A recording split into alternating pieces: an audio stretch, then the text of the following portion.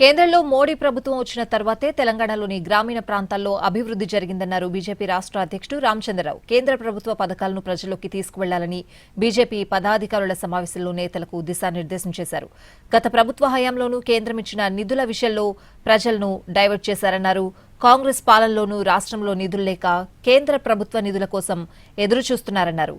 సడక్ యోజనలో రోడ్లు, వన మహోత్సవానికి నర్సరీల ఏర్పాటు, గ్రామాల్లో శ్మశాన వాటికల నిర్మాణం అన్నింటికీ కేంద్ర ప్రభుత్వం నిధులు అందించిందని అన్నారు. రూరల్ తెలంగాణ అభివృద్ధిపై కేంద్రం అందించిన సంక్షేమాన్ని ప్రజల్లోకి తీసుకువెళ్లాలన్నారు. పార్టీ అధ్యక్షుడు రామచంద్రరావు ప్రజలకు అర్థమయ్యేలా వివరించాలన్నారు.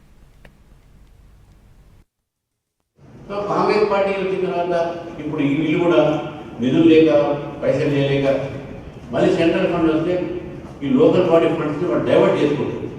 అది కాకుండా ఉండాలంటే బీజేపీ ఎక్కువ శాతం గెలిస్తే దాన్ని మనం ఆపవచ్చు అనే విషయాన్ని కూడా మనం గ్రామీణ ప్రజలకు వెళ్ళాల్సిన అవసరం ఉంది. ఇది తీసుకోకపోవాలి.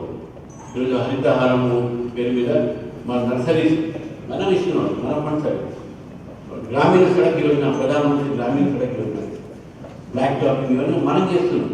ఆ ఫండ్స్ కూడా డైవర్ట్ చేసుకుంటున్నాం. అదేవిధంగా శ్మశాన వాటికలు ఇవన్నీ రూరల్ రూరల్ మేనేజ్మెంట్ స్కీమ్లో కూడా మనం ఎన్నో రూరల్ సైడ్ ప్రోగ్రామ్ చేసినటువంటి ప్రోగ్రామ్ అన్నీ కూడా మనం తెలుసుకోవాలి. గ్రామీణ ప్రాంతంలో నరేంద్ర మోదీ గారు వచ్చిన తర్వాత చేసిన డెవలప్మెంట్ ఇవన్నీ కూడా మనం తెలుసుకోవాల్సిన అవసరం ఉంది.